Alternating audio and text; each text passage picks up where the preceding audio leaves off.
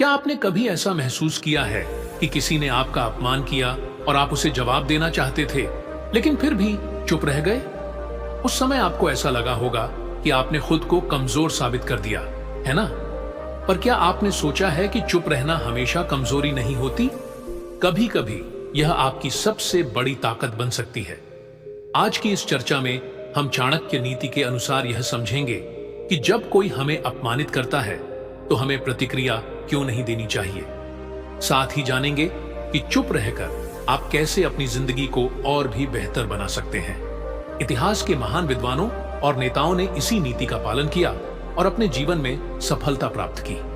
Comment में राधे राधे राधे राधे लिख दो। चुप रहकर सम्मान बढ़ाने की नीति चाणक्य कहते थे, मूर्ख व्यक्ति से बहस करने का अर्थ है अपना समय और सम्मान दोनों गंवाना। यह नीति हमें सिखाती है कि जब कोई आपका अपमान करता है तो उसे उत्तर देने के बजाय धैर्य रखना चाहिए। एक चाणक्य का दृष्टिकोण। चाणक्य ने नंद वंश के अत्याचारी राजा से अपमान सहते हुए भी धैर्य बनाए रखा। वे जानते थे कि सही समय आने पर जवाब देना ज्यादा प्रभावी होता है। उन्होंने चुप रहकर अपनी योजना पर ध्यान केंद्रित किया और समय आने पर संपूर्ण नंद वंश का नाश कर दिया। 2 सम्राट अशोक की नीति। सम्राट अशोक को उनके ही दरबार में कई बार आलोचना का सामना करना पड़ा, लेकिन उन्होंने कभी क्रोध में आकर प्रतिक्रिया नहीं दी। वे चुप रहे और अपने कार्यों से ही लोगों को जवाब दिया। यही कारण है कि वे भारत के सबसे महान शासकों में गिने जाते हैं। 3 श्री कृष्ण का दृष्टिकोण। महाभारत में जब दुर्योधन ने श्री कृष्ण का अपमान किया तो उन्होंने शांत रहकर केवल मुस्कुराया और समय आने पर कूटनीति से अपना लक्ष्य पूरा किया। श्री कृष्ण का यह व्यवहार दर्शाता है कि चुप रहना कभी कभी सबसे बड़ी बुद्धिमानी होती है। अपमान का उत्तर ना देने के लाभ। 1 मानसिक शांति बनी रहती है। जब आप पलटवार नहीं करते तो अपनी ऊर्जा को बचा सकते हैं और उसे सही दिशा में उपयोग कर सकते हैं। 2 सामाजिक स्थिति मजबूत होती है। जो व्यक्ति बेकार की बहस में नहीं पड़ता, समाज में उसका सम्मान बढ़ता है। 3 धैर्य और आत्मविश्वास बढ़ता है। जब आप किसी नकारात्मक परिस्थिति में शांत रहते हैं तो आपका आत्मसंयम और आत्मबल मजबूत होता है।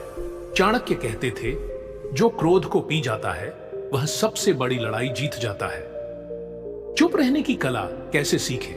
1 मुस्कुराइए और शांत रहें। जब कोई आपको अपमानित करे तो बिना किसी प्रतिक्रिया के सिर्फ मुस्कुराइए। यह दर्शाता है कि आप उनकी बातों से प्रभावित नहीं हुए। 2 ध्यान और आत्मनियंत्रण अपनाएं। प्रतिक्रिया देने से पहले 10 सेकंड गहरी सांस लें। इससे आपका गुस्सा शांत होगा और आप बेहतर निर्णय ले पाएंगे। 3 अपने लक्ष्य पर ध्यान दें। अनावश्यक बहस में समय बर्बाद करने के बजाय अपनी ऊर्जा अपने लक्ष्य को प्राप्त करने में लगाएं। चुप रहना कमजोरी नहीं, शक्ति है।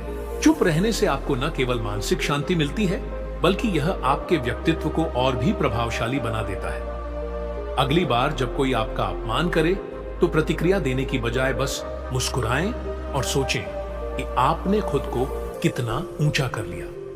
अगर यह वीडियो आपको पसंद आया हो और इसने आपको प्रेरित किया हो तो हमारे चैनल चाणक्य नीति ज्ञान का खजाना को सब्सक्राइब करें और इस वीडियो को अपने दोस्तों के साथ जरूर शेयर करें। अपने विचार कमेंट में लिखना ना भूलें।